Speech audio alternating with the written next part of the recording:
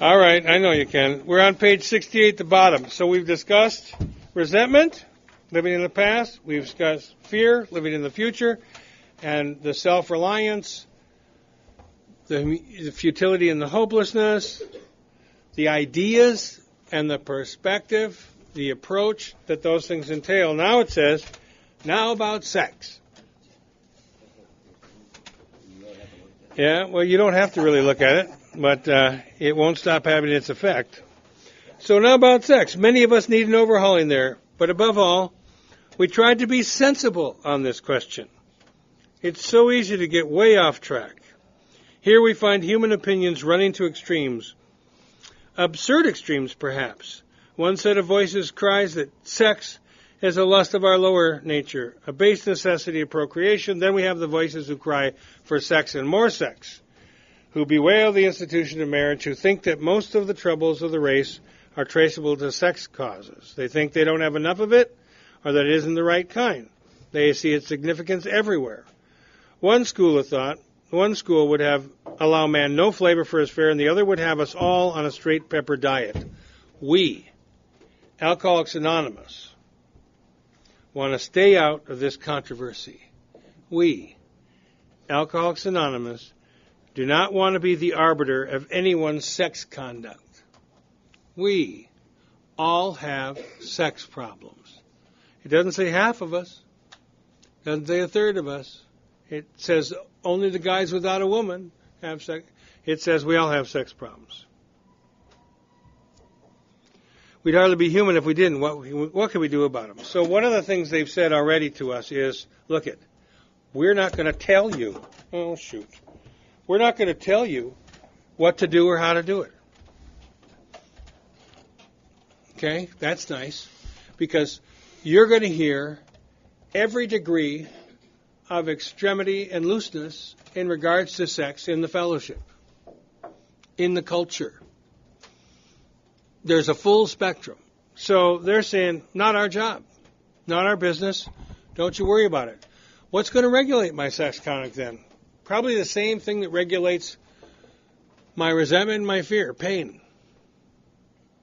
We're going to look at our behavior, and we're going to see where it's causing us pain. So here's the instruction. We reviewed our own conduct over the years past. Our own conduct, not theirs, ours. Where had we been selfish, dishonest, or inconsiderate? Whom did we hurt? Whom had we hurt? Did we unjustifiably arouse jealousy, suspicion, or bitterness? Where were we at fault? What should we have done instead? We got this all down on paper and looked at it. Now it looks like they morphed this inventory process again. You know, they had us in all these neat columns and stuff in resentments. And then they asked a few different questions in fear, and we talked about that. What part of self is creating my fear? Now they've said, review your conduct and ask these questions. Where have you been selfish, dishonest, inconsiderate? So we've learned what they mean by review. List the people you've hurt.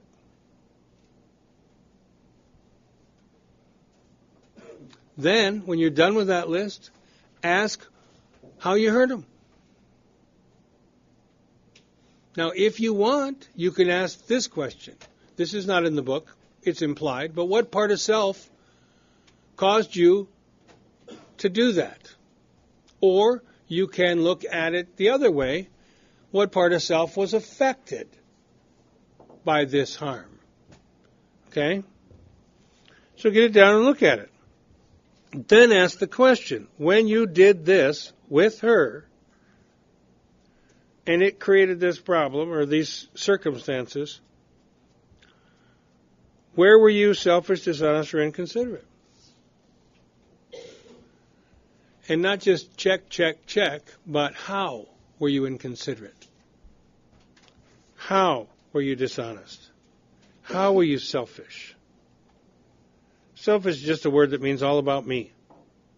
All about me. Where's mine? What's in it for me? Everything that happens is about me. Everything I'm involved in is for my betterment. Now, there's a little contradiction. I was talking to a guy the other day who said, well, you know, I do this because I know it's going to make me feel good. Isn't that selfish? No, it's about self, but the motivation is entirely different, and I call that enlightened self-interest. It's a little different than selfish, because it's not all about me. It's about me, it's about God, and there's a promise that I'm going to feel better. So then I feel better. Now I feel guilty about feeling better. So I go, oh, isn't that selfish?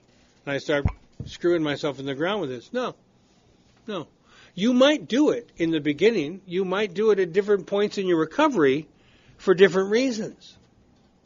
And when you do what we call service work, when you be helpful to other people for false motives, to look good, to be perceived well, to be thought of as, oh, he's a kick-ass AA, you'll find that it gets harder and harder to do it because you have less and less juice to bring to it. Your batteries run down.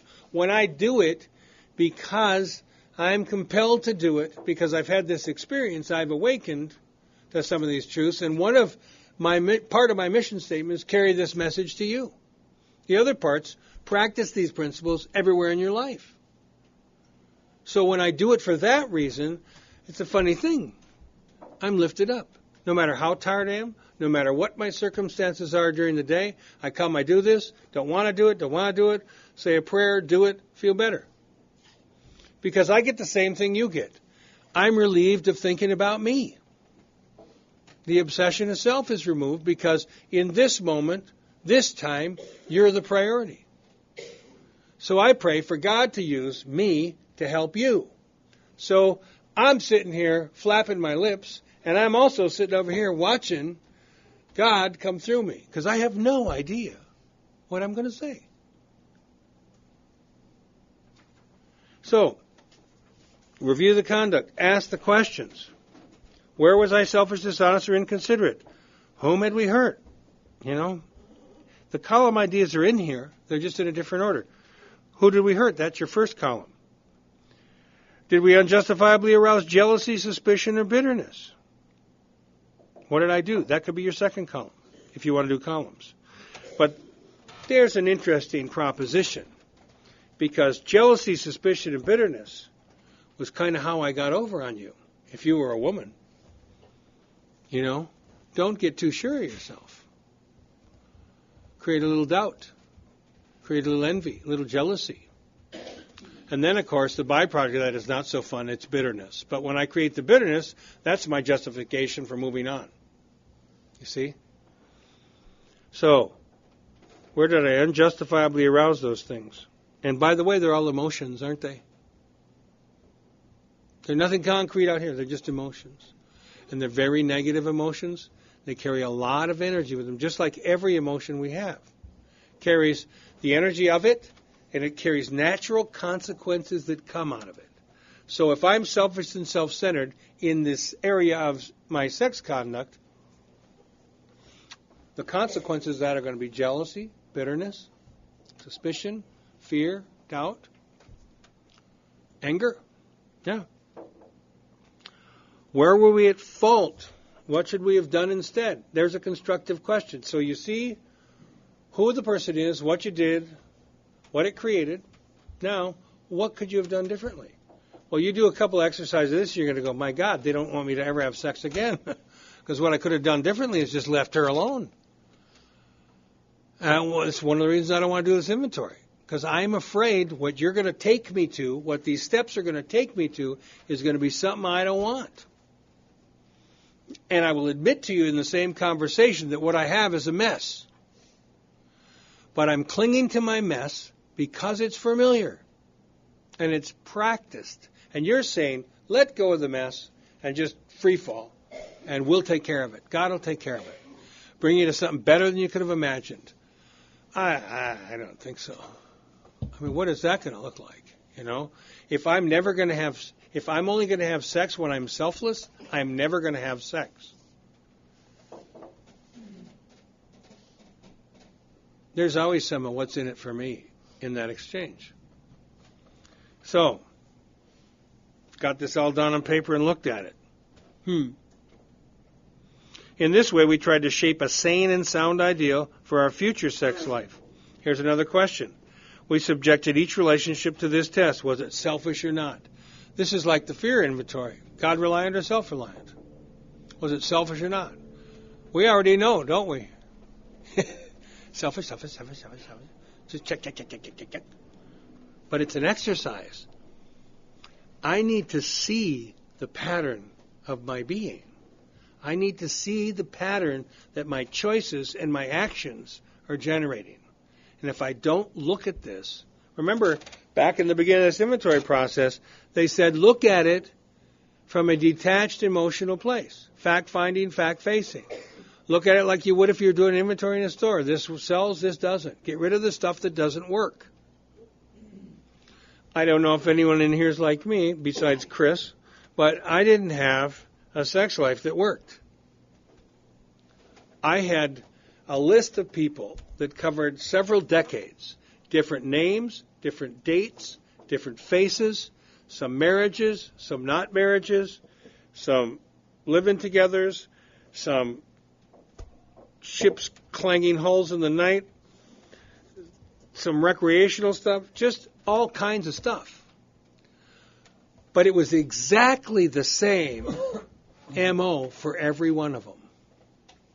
It was exactly the same. And I never saw it when I was doing it because I couldn't see through my own bullshit. I couldn't see through my own lies. Made sense to me. One of the justifications was I really had to care about you. So I convinced myself I really cared about you. Sometimes that care could even turn into love. You know, I may tell you, there's a potential here. There's a potential here.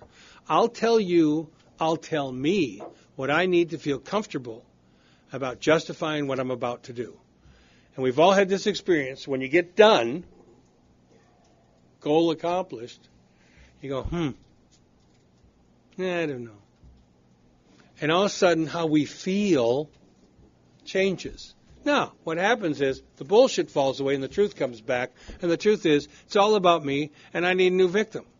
Because I've sucked all the life out of you and I got to move on.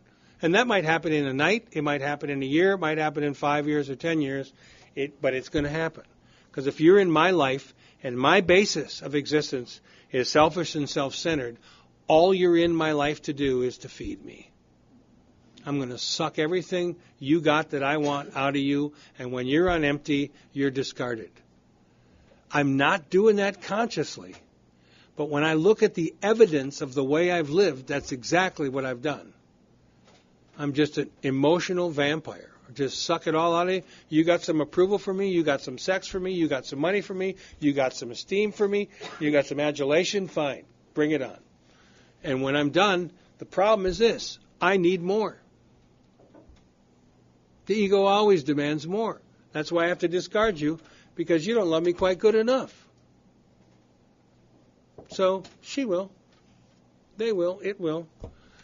1 encore, 2 encores, that's great. No encore tonight, that sucks.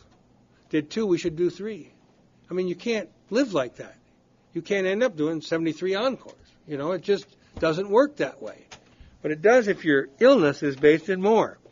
So I'm trying to shape a new ideal for my future conduct. What is an ideal? The perfect state. The perfect relationship. So we'll go through this exercise. I'll go through this exercise with the guy that I'm working with, and I'll say, so now we got a picture of how you behaved. What would your new ideal be? And I'll ask them to go away and write it. Let's take a look at it on paper. We seem to be writing a lot. Let's write our ideal out. It doesn't say to do that. It's just something I ask them to do. So they bring me back the ideal. And it's funny how oftentimes the first time around that ideal looks like exactly what they've been doing. So you want to be able to have sex with anyone you want at any time, regardless of their marital status or their condition. So what you require is a female with a pulse. That's what you've already done. That has not worked well. We've already, aim a little higher. What's an ideal? The perfect state. Well, that's just bullshit. That's just Pollyanna crap. That's just Disneyland. No. The ideal. What would the perfect relationship look like? Okay. And we write it out. And it'll be different for everybody. Maybe monogamy is a big thing for some people. 2-way monogamy. I'll be monogamous, you'll be monogamous. Oh, that's something new. It was you'll be monogamous and I'll do what I want before. No. Monogamy. Okay, good. Communication. That means listening and speaking. Common ground to solve our problems. Oh, okay, fine. There might be some other stuff, Wonderful. You'll pay half the bills, I'll pay half the bills. Whatever it is. That's the ideal. Now make a copy of it. Put it in your big book. Make a copy of it. Put it in your billfold. Huh? Good. Make a copy of it. Paste it on your frickin' mirror in the morning. Now, the next time you run into the next best right God's will for you, let's look at the ideal and see if all the things are present. If they're not, I have to understand that I'm making a conscious choice to accept something into my life that is not up to my own standard. Or I can totally disregard this exercise and continue to draw to me people that are just like me or people that are volunteering to be part of my mess. Or I can get new sober and be really excited and start going to meetings and find her. What's the Pete Waters says this. He says, if you're in AA to get laid, the odds are good that you will, but the goods are odd. So, when you're sitting in your meetings with your newly sober brain and your freshly sober body, and you're not done with this process, not nearly done with this process, and you find her, just remember, you're her it as well. So now we got new crazy person and new crazy person, and we're, of course, madly in love, and we're going to put two crazy people together, and we're expecting some kind of sublime thing to emerge from that. You take a handful of poop with a handful of poop, and you slam it together, you got 2 handfuls of poop. Now, I'm not saying you're shit. I'm just saying you put like consciousnesses together, they can only create more of the same. But we keep running this experiment going, yeah, that's you, I'm different. Well, our experience shows that we're not very different in any of these areas. That's why I said we all have sex problems. They're all different problems. They're all different dimensions, different proportions. We all got problems. We all got problems. I'll give you an example of a thing that was a problem for me. When I was a young guy, my dad caught me masturbating. And I'm just whacking away. And the bedroom door is open. And there I am holding my little weenie in my hand. And I look up and it's my dad. And he looks at me. And he didn't know what to do. You know what he said? I have no son. What do you think that did to me around sex, around masturbation, around me and my penis? I was like, oh, shit. It was devastating. Now, I know now that he didn't know what to do in that situation, and that's what came out of his mouth. But you know what? Didn't matter to me. I carried that with me into my adult years. You know when it changed? Had a baby boy. And I felt so guilty about my sex drive, about masturbation, about all of it. Just felt horrible about it. Didn't stop me from doing it, just felt horrible about it. and so every time you participate, whether with a partner or without, you're adding to the guilt and the shame. Even though they're moments sublime, you still end up feeling worse, okay? I get this baby, and I'm changing him. He's wet. The air hits his penis, he gets an erection. I'm looking at him. He's like 3 months on the planet. He can't possibly have a poor motive. But my observation became an aha for me. You see, it's a natural instinct. It's a natural, you're 10, 11, 12, you come into this hormonal exchange with your body. It's a natural instinct. There's nothing wrong with it. It's just natural. And when I saw that in him, I got it in me. But it's a bitch to carry this stuff around. And we've all got stuff like that. We've all got stuff like that. So we got to get in front of it. Because we got to get on a different basis with our world, with our life. Or it's just going to kill us. They're talking about these emotions, resentment, fear. They're saying they have the power to destroy me. They don't mean figuratively. They mean literally. Destroy me. And it might not be with a bottle. Might be with a gun. Might be with a car. Might be with a little nap in the garage.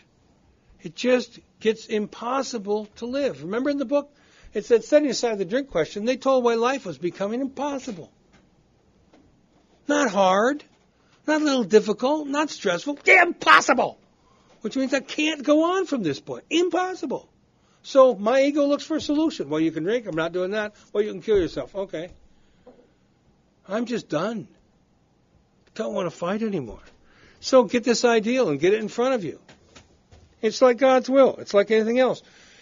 We subjected each relationship to the test. Was it selfish or not? Bad news. They're all selfish. So I asked the power to mold my ideal and help me live up to it. It's just like the 11th step, isn't it? Ask for God's will and the power to carry it out. So now I'm in this area, the sex conduct. It's just it. Do the same thing. Ask God to explain to you where you need to go, the direction, and give you the power to live up to it. Okay? We remember always our sex powers were God-given and therefore good, neither to be used lightly or selfishly, nor to be despised and loathed. There was an era I sponsored a number of gay guys, and they always wanted to make it a big gay issue. You don't understand my sexual orientation because you're not gay. And I said, no, you don't understand. It's not your orientation. It's how you apply it. So it doesn't matter if it's with another man, with you alone, or with a woman. It's their application of our sex drive, our need for companionship, our need to bond, our need whatever. So whatever our deal turns out to be, we must be willing to grow towards it. So now, this is not unlike the exercise I talked to you about with choose your own conception of God. Write out your conception. Ask yourself if that's something you'd turn your will and your life over to. Now they've got you writing out an ideal. This is what the primo relationship in my life would look like. These are the qualities that would be present. These are the qualities. So now, I got to ask myself, I got to compare everything I'm doing. Is that something that I will surrender my life to? So I got this opportunity here, and it doesn't really match my ideal. What should I do? You already know what you should do because it doesn't match your ideal. Do we stop and pray about it?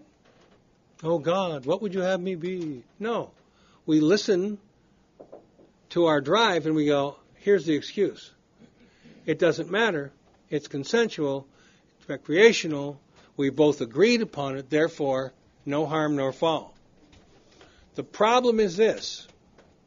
It offends my spirit because it's not my ideal. I have offended myself with the honesty thing was another one. I told myself it was okay to be dishonest. I told myself it was okay to use people. I told myself that's who I am. Those are my morals. That's law of the jungle. That's me. And that's what I believed in my head. But in my heart, in my soul, in my spirit, wherever that place is, whatever you want to call it, that offended me. And what you'll find as you go through this process, the more you wake up, the less you're willing to tolerate you offending you. And again, pain will move me into a place of being willing to consider another approach. Or pain will move me out to the bottle. So, there's a lot of weird things you'll hear in the fellowship. You know, no sex for the first year. For you, no sex for 5 years. You know, they've already told us in this book, read the damn book. It says we're not the arbiter of anyone's sex conduct. So the only question I have for you is, do you like the outcome? How's that working? There's a cute metaphor I heard. You know, this started out by saying many of us needed an overhauling there. When you overhaul a motor, it's a good idea to shut it down. Hard to do a valve job at 4,000 RPM, right? Just a thought, just something for you to consider. If you're going to overhaul this thing, maybe you should take a moratorium on doing the things that you're doing that are putting you in a position to feel the way you feel. But the decision's yours. The decision is always ours. It's not someone else's. It's not my sponsors. It's not my recovery buddy at the coffee shop. You can get anyone you want to validate your ticket, whatever it is. You can find enough guys that agree with you. And that if that's what you want to do is build a consensus, sit down with a bunch of your sick friends and come up with some of your good thinking, and everyone will go, yeah, sounds right to me. Fine. You'll know what's right and what's not right by the consequences you generate. And if I keep behaving in a way that keeps causing me and others pain, I got to look at the behavior. To look at the behavior, I got to look at the ideas that inform the behavior. And I don't think I'm going to find a lot of aspects of God there. I think I'm going to find a lot of aspects of self-centered fear there. A lot of aspects of me, of self. So, must be willing to grow toward it. We must be willing to make amends where we've done harm. That's a big one. We're going to talk a lot about when we get to the amends. Provided we do not bring about still more harm in so doing. That's always the caveat when you're doing amends or coming clean with anyone, restitution, is I'm going to tell you the truth about me, but not to the extent that it's going to harm you more. And my ego is going to want to tell you the truth about me so I feel better. And if you do an amend that way, you'll get those results. So, in other words, we treat sex as we would any other problem. There's a concept that's foreign to me. None of us treat our pet areas of concern like they're just another problem. We all have sacred areas. Sex is a common one. Money is a common one. You know, what on earth would God have any interest in my money or my sex life? Irrelevant. But you'll find any area that you don't treat with this process just gets infected. So they're saying, here's an approach. Treat it like you would any other problem. What do I do with any other problem? In meditation, I ask the power what I should do about each specific matter. That looks like we've just taken a lot of the impulse out of this. If I'm going to pause and invite God in and ask for direction before I do anything, the right answer will come if we want it. So now we are back to this question of discernment. What would the right answer look like? Well, in the beginning, the right answer will probably look like something you don't want to do. Later on, with more experience in applying that, the right answer will look like several other right answers you've come up with in the past, and you know the feeling that accompanies that. But you have to learn. And the way we learn is experience. We try it. We try this. We try that. What do we try? We try our ideas. Try this idea. Try that idea. We look at the results. We say, I like this. I don't like this. Doesn't feel good. Okay, fine. God alone can judge our sex situation. Thank you. Counsel with other persons is often desirable, but we let God be the final judge. We realize that some people are as fanatical about sex as others are loose. We avoid hysterical thinking or advice. So there's a big red flag. When you're out seeking counsel, avoid wide extremes. Avoid hysterical advice. Because you don't have any idea what the consciousness is that that's coming through. You ask someone about a sex problem who hasn't dealt with theirs and has a lot of guilt and shame, you're going to get that reference point. You ask someone who hasn't dealt with it, who's got a totally different attitude about Free Willy, and you're going to get a whole different set of ideas. And I have to figure out what works for me. So prayer, meditation, guidance, right? It's interesting, and this is going to sound like I'm disagreeing, I'm not. But it says God alone can judge our sex situation. In my concept of God, some of which I've shared with you, God doesn't judge me. I am not judged. I am forgiven. If I wasn't forgiven, I wouldn't be here, because I've had a lot of do-overs. I've made a lot of mistakes in this process, which should be becoming apparent to you. I've made a lot of mistakes. And not only have I not drank, but my life has got incrementally better. Not evenly better. Some areas got better than others, and it took a while for other areas to be addressed, like the taxes, like the sex area. But everything has gotten better over time. So, I believe that I'm not punished for my thinking. I'm punished by my thinking. I'm just sharing my beliefs with you. You don't have to cop to this at all. But this judgment thing is a heavy thing. Because if I got a God that's judging me, I'm always looking over my shoulder. I'm always wondering when I'm going to get whacked with the big stick. I can't do that for me. So I had to come up with a concept where I wasn't judged. And that evolved over a period of time and reading and working with a lot of different people and ideas. So for me, my conduct is what disciplines me, the consequences of my conduct. Not punished for my thinking, I'm punished by my thinking. That's what they've been telling us with resentment and fear and our hurtful behavior to other people. You get this idea, you act on it, you get this consequence. I'm not punished for doing it, I'm punished by thinking it. So, just for the agnostics, atheists in the room, that's a little piece for you. We realize that some people are as fanatical about sex as others. Suppose we fall short of our chosen ideal and stumble. Does this mean we're going to get drunk? Some people tell us so, but this is only a half-truth. It depends on us and on our motives. What is driving my decision? I may have an intention to grow towards God, and I may have an intention to be a better person, a better guy with women, more respectful, more courteous, more kind, more real, more truthful, more honest. But I may slip. Does that mean I'm going to get drunk? Not necessarily so. It depends on what's driving the idea. If we're sorry for what we've done, that's the first one. Do you regret what you did? And have the honest desire to let God, the steps, the power, whatever, take us to better things. So there's two questions. Do you feel regret? And are you willing to grow towards something better? We believe we'll be forgiven and we'll have learned our lesson. That's what they believe. My experience is that. I made a lot of mistakes in this area. Never drank. It took me a while to get a little smarter, but every time I learned something out of the experience, I applied it. The behavior over time changed. So my experience has been just what they just described.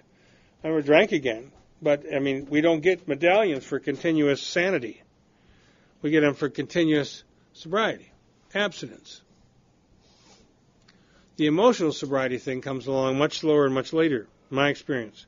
So if we're not sorry, and our conduct continues to harm others, now this could be conduct that's not of a sexual nature. You could be a professional thief. You could be a pathological liar. But if I continue to harm you, I'm quite sure to drink if I have no remorse and I'm not willing to change. We're not theorizing. These are the facts of our experience.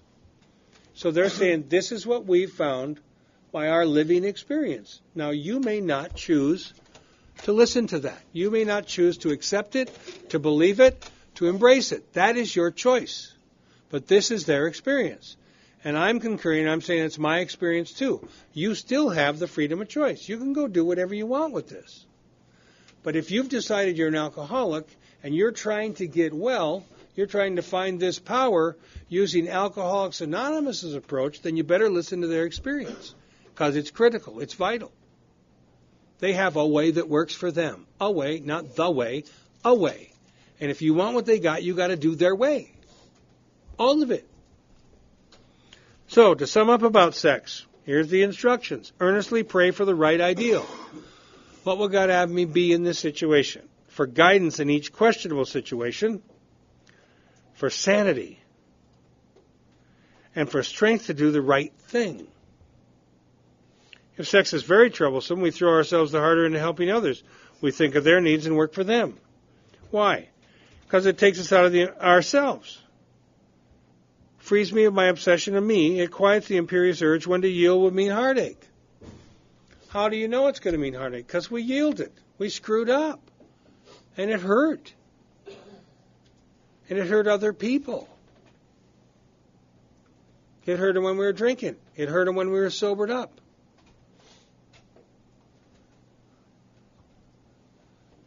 my recovery has not been even.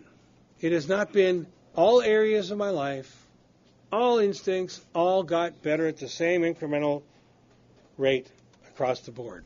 It's not true. I don't know anyone that it has.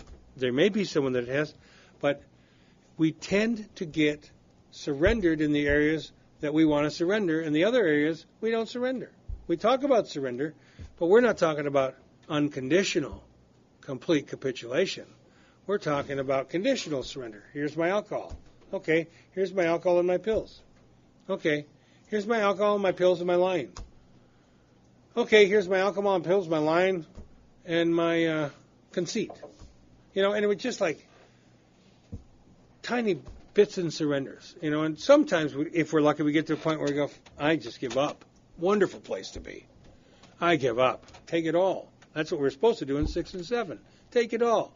Good and bad. Frankly, don't know the difference. Don't know the difference. So if we've been thorough about our personal inventory, we've written down a lot. We've listed and analyzed our resentments. That's yes or no. Check. We have commenced to comprehend their futility and their fatality, which is one of the conclusions in the resentment inventory. Hopelessness, futility of that emotional state. We have begun to see their terrible destructiveness. We have commenced to learn tolerance, patience, and goodwill toward all men, even our enemies, for we look on them as sick people. That was the new attitude they gave us about dealing with resentment, remember? We have listed the people we've hurt by our conduct and are willing to straighten out the past if we can. That's your first column. So there's a little checklist. Have you done your resentment inventory, your fear inventory? Have you done the work so far? Because they're telling me over and over, just understand something. You're at the beginning of a process. You're not at a destination. You've just begun. You've just started. This is all new stuff. You're at the front of this. And you can't see the back. You can't see the end. In this book, you read again and again that faith did for us what we couldn't do for ourselves. We, the people that wrote the book, hope you're convinced now that God can remove whatever self-will has blocked you off from Him. So the problem is me. And the problem we know is my thinking. And my thinking blocks me off from the power, from my Creator, from God, from the steps, from the recovery process. I am the only thing that can defeat me. If you've already made a decision, that's your third step. To what? Turn your thinking and your actions, your will and your life, in the care and direction of the power as you understand it in that moment. And an inventory of your grosser handicaps. So they're telling us we've just taken the first pass and we found some of the big problems in our path. Grosser handicaps, the more obvious ones. Resentment, fear, sex conduct. Later on, we're going to keep peeling this down, and you're going to find it's a much subtler beast. After you go once through the sandbox and get the big turds out, there's a lot of little ones laying deeper in the sand. And you're going to find, God, I'm restless. What's going on? Oh, I just got a little doubt. No, you got fear. Fear is now presented as doubt. Fear is presented as anxiety. Your good thinking is morphing. And you're starting quietly, I is starting to think back, seep back into your thinking. I've been thinking, I want to do this, I want to do that, what happened to we? What happened to you and God? Just very subtly. It's a process. So if you made the decision and you've done the inventory, you made a good beginning. That's all. Good beginning. Nice job, good start. Carry on. Sally forth and I hope. You just started. That being so, you've swallowed and digested some big chunks of truth about yourself. So, that's it. Then you turn the page, and they say in action. And we start going. Now, they've just spent 71 pages and however many pages in the doctor's opinion. 80-some pages. To get us through 4 steps. To get us to look at our resentment and our fear and our hurtful behavior to other people, we had to spend all that time on, am I powerless? Is my life unmanageable? Am I willing to believe, or do I believe in the power, a possibility of the power or the power? Do I think that power can change my thinking? And have I made a decision to turn my thinking and my actions in the direction of that power? Based on those conclusions and that decision, we got into action and we looked at the grosser handicaps. We looked at the biggest things in our way: resentment, fear, hurtful behavior. Now, if you've done this exercise to this point at depth, you're probably a little depressed. That would be a normal, healthy reaction, in my opinion. Now, I'm not a doctor. A normal, healthy reaction to the truth of who I was and what I did. But remember also, that's my behavior. It's not me. Me is what's able to stand apart from that behavior and say, man, not good. Want to do better. Here's a new ideal. That's the me. Watching the behavior. And if you can do this fact-finding, fact-facing, this non-emotional kind of observational look at yourself, as they suggested the inventory process to be, you'll see, wow, I just got a lot of ideas that cause me a lot of problems. That's all. It doesn't make me a bad guy. I got some problems. I'm not well. What it does is convince me at a greater depth of the necessity of finding this power, the necessity of me changing, the necessity of me finding a different basis to get me on pronto, the necessity of change. And at greater and greater depth, man, this thing they said powerless, they weren't just talking about the booze. I don't have any effective power in my life. In fact, the only power that it's revealed in the Serenity Prayer, the only power I have is the power to choose how I'm going to approach the problem. My attitude. That's my choice. And everything starts and ends with the attitude. I choose to be belligerent. That's nice. Then all your thoughts and all your reactions are going to be based on that approach. I choose fear. You might not consciously choose it. But you can see the output sheet of that choice of fear, because you're going to be walking around going, man, I'm just paranoid. I'm afraid they're going to find out. I'm afraid I'm going to lose this. I'm afraid I can't hold on to this. I'm afraid. Oh, I forgot. I'm living in the future. Future hasn't happened. It doesn't exist. Big stuff. Big ideas. Any questions? Just 15 or 20? Big stuff. If you're new, don't try and figure this out. Try and feel it. Just try and feel it. One of the reasons I asked to see your faces is that I'm going through this and I'm talking. I see the reaction on your faces. I can see the belligerence. I can see the, oh shit, that's me. I can see the identification and I can see the push away.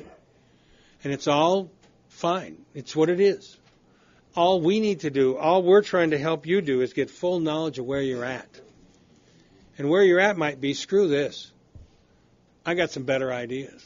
And what this book says is, go try them.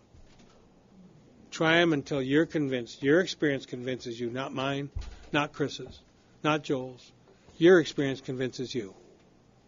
And then your experience of this process will also convince you. There seems to be a power here. There seems to be some evidence of change. There seems to be something moving in and through my being. And I'm starting to get some different results. Starting to feel a little hope. Hope. Inspired. Hope is the presence of the Spirit in me, and I'm looking out forward from that, thinking, this could be good. This could be good. What? The sex part of this thing must have been really scandalous when it was written in the 30s. Absolutely. I'm not even sure what the question is. I mean, that's a big part of our lives. And how they knew, put it in, and how did they get by with it? During that. Well, they got by with it because they were a self-published book. The reason they put it in, he was talking about this being a scandalous area of discussion. It was not culturally accepted to be having these conversations in public, but this book wasn't to be a public conversation. It was to be a private conversation between them and me. And they said it earlier in the book, they felt that if they didn't disclose every area of their problems in their lives and also disclose the solution they found to that living problem, and you're right, sex is a big part of our lives, if they didn't discuss it, they would be doing us a disservice and they wouldn't be giving us a full picture. So it's important. It's tough stuff to get in front of, let alone talk about. Tough stuff. Because all of us have stuff in our past, whether it's sexual or not, that we're not proud of, that we're not pleased with, that we feel a lot of shame and guilt about. I can't live in that emotional state indefinitely without medicating it. Shame and guilt, remorse, shame and guilt, remorse, self-pity, shame and guilt, remorse, self-pity, depression. You can't sustain yourself on that emotional base. Got to have a new basis. And these guys are offering a series of incremental exercises to give me a new basis. And the requirement is willingness and honesty. And the degree to which I'm willing and the degree to which I can be honest will dictate how much relief, how much recovery, how much change I get. And if you get a taste of it, if you're lucky, you'll want more. And you'll do more. Because the benefits of this are only limited by me. The benefits of how far you can go with these exercises, this spiritual life thing, is limited only by your thinking. Nothing else. Not your circumstances, not anything, but your thinking. I'm the limiter. I'm the limiter in this process. And the more of that I can release, the farther I get to go. We're done. Thanks. I'll see you Friday.